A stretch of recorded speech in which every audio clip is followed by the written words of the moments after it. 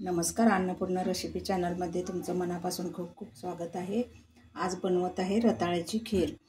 रताळे इथं मी धुवून कट करून शिजवून घेतलेले आहे, त्याचं सालटे काढलेलं आहे आणि ते मिक्सरच्या भांड्यामध्ये बारीक असं वाटून दूध घालून वाटून घेतलेलं आहे। आता आपण फोडणी घालूया।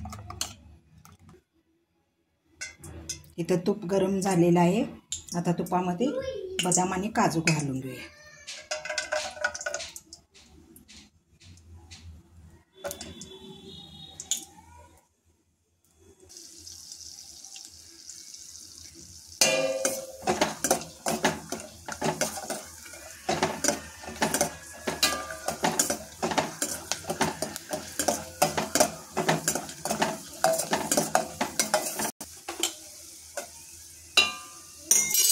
आता आपण हे वाटलेलं रताळ घालून घेऊया।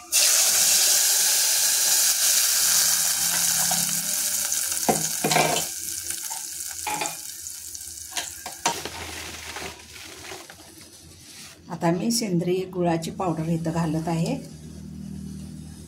आपल्याला गोड सपक या पद्धतीने आपण बनवू शकता। आता हे सगळं असं हलवत राहायचं, उकळी येऊन द्यायचं याला।